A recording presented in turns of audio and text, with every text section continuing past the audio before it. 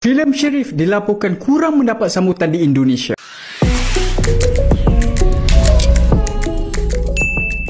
Assalamualaikum warahmatullahi wabarakatuh. Kembali bersama dengan kami di channel ini.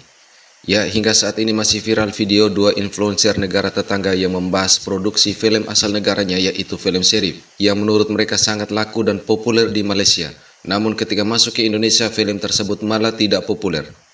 Mereka pun merasa heran dan bahkan membanding-bandingkan film dan musik asal Indonesia yang begitu mudah masuk dan malah populer di Malaysia seperti film Vina Sebelum 7 Hari ataupun film agak lain. Sehingga mereka merasa tak adil dan orang Indonesia dianggap tak mendukung produksi film dari negaranya. Hal ini yang menuai ragam komentar dari warganet Indonesia. Sedih kan bila tahu hakikat ya orang asing tak tengok filem kita, bukan sebabnya tak ada kualiti tapi tak nak support negara kita kan. Jadi benda ni dah berlaku sejak dulu. Jadi sekarang ni senang kata enough is enough.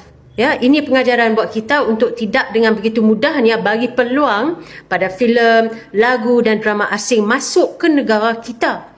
Sebaliknya, kita perlu perkasakan filem, lagu, drama tempatan kita dan yang paling penting usaha untuk membawa hasil karya anak-anak tempatan kita ni ke peringkat antarabangsa. Saya akan cuba bawa perkara ini dalam perbahasan saya di parlimen nanti. Sebab saya rasa tak adil.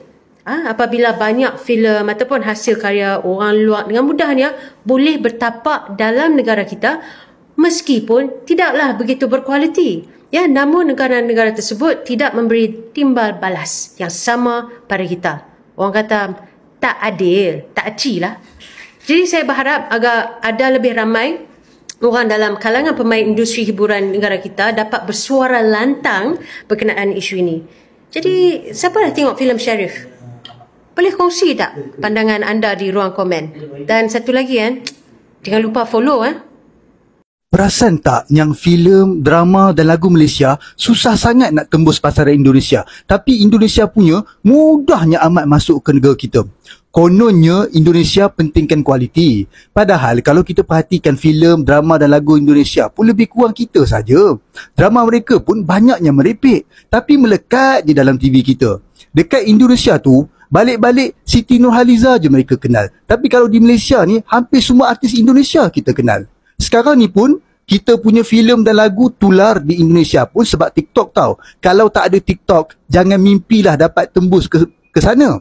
Persoalannya, kenapa susah sangat Indonesia nak terima industri hiburan kita? Jawapannya mudah. Pertama, Indonesia ada semangat nasionalisme yang tinggi, terutamanya apabila berhadapan dengan Malaysia. Mereka lihat kita ni sebagai saingan yang sengit. Jadi mereka takkan bagi ruang yang mudah untuk kita tembus pasaran negara mereka. Kedua, ada sebahagian orang kita yang sanggup beli bawa masuk filem dan lagu Indonesia ke sini sebab murah dan keuntungannya berlipat kali ganda. Jadi mereka tak kisah pun bab nak mengangkat industri hiburan kita, janji boleh buat duit. Ketiga, ketiadaan semangat patriotik apatah lagi nasionalisme dalam kalangan pemain industri hiburan negara. Kerajaan dan pembangkang Malaysia pun sama, yang terus-menerus memberi ruang yang luas kepada dunia hiburan asing tembusi negara kita. Dan yang keempat, keterujaan yang dahsyat oleh rakyat Malaysia terhadap hiburan negara asing. Buktinya, tengoklah berapa banyak kedai-kedai yang memainkan lagu Indonesia merata tempat.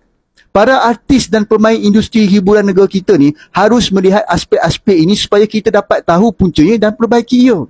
Apa yang pasti, Indonesia hebat dalam strategi mereka dan Malaysia terus-menerus berada di bawah tapak kaki mereka dalam semua hal.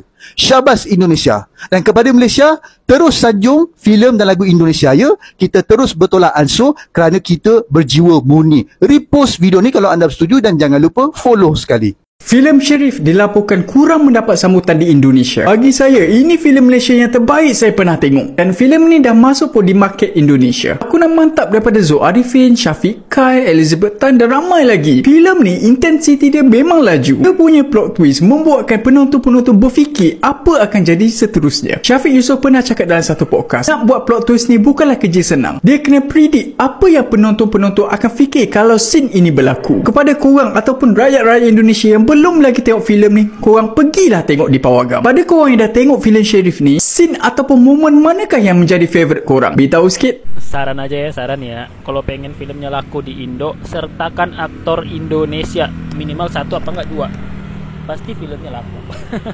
Oke, yang menjadi pertanyaan ada apa dengan hal ini? Sehingga ada netizen yang mempertanyakan apakah mereka butuh pengakuan atau semacam pengesahan dari orang-orang Indonesia akan produksi filmnya, yang mana secara jumlah penduduk yang menjadi pasar penonton film lebih besar dari negaranya, ataukah ingin menunjukkan kualitas filmnya lebih baik dari Indonesia, ataukah juga ingin suatu keadilan atau balas budi karena mereka sudah menonton film-film asal Indonesia, lalu mereka memaksa orang Indonesia pun harus menonton film-film dari negaranya. Gila, gue bener-bener speechless, gak habis pikir sama dua influencer Malaysia ini. Karena narasi mereka itu loh, ngeri banget. Jadi ya kalau yang laki-laki ini masih mending ya, masih agak baik. Kalau yang perempuan ini loh yang bener-bener kayak seakan-akan kita tuh gak suka gitu sama orang Malaysia. Jadi mereka itu membahas hal yang sama dan narasinya tuh mirip. Intinya katanya film Malaysia itu gak diterima sama masyarakat Indonesia karena nasionalisme. Padahal kita itu nonton kan Upin Ipin lah, Boboiboy. Jadi intinya kalau kita suka, mau dari Thailand aja kita nonton, mau dari Thailand, mau dari Taiwan gitu. Bukan karena masalah nasionalisme, hiburan mah hiburan gitu kan. Yang agak nggak enak nih cewek tuh bilang katanya makanya kita tuh jangan terlalu welcome sama produk-produk Indonesia, sama produk luar negeri. Maksudnya nggak cuma Indonesia aja ya, terlebih Indonesia, karena lihat nih di Malaysia musik-musik Indonesia dipasang di mana-mana. Kita semua kenal artis-artis Indonesia. Coba lihat orang Indonesia, nggak ada yang kenal sama artis kita. Lah, ya karena kaliannya belum bikin sesuatu yang kami suka, bukan karena kami nggak suka sama kalian. Itu Siti Nurhaliza berapa kali bolak-balik konser di Indonesia. Welcome.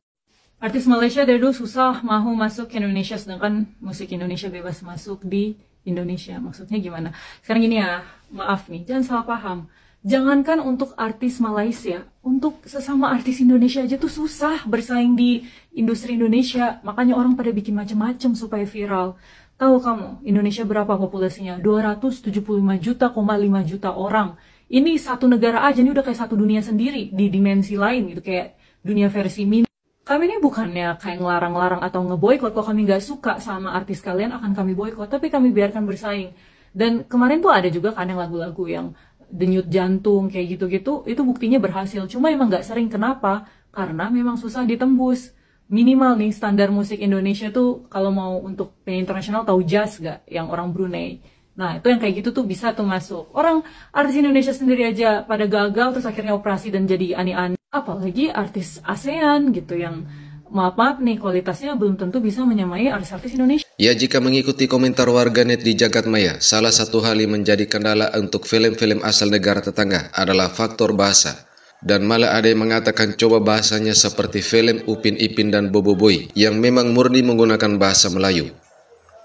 Kemudian ada juga statement yang mengatakan bahwa orang Indonesia tak mendukung dan ingin ada suatu keadilan atau seperti balas budi karena mereka sudah menonton film-film asal Indonesia. Lalu seakan meminta agar orang Indonesia pun harus menonton film-film dari negaranya.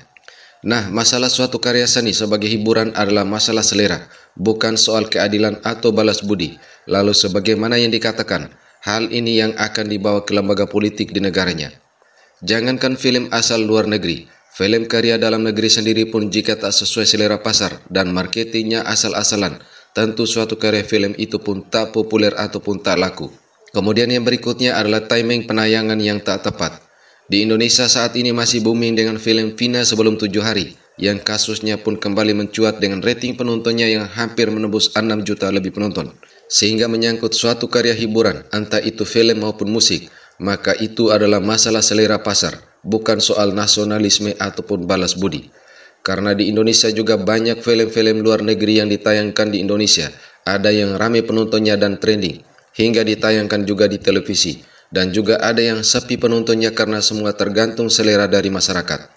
Oke, terima kasih sudah menonton video ini hingga usai. Wassalamualaikum warahmatullahi wabarakatuh.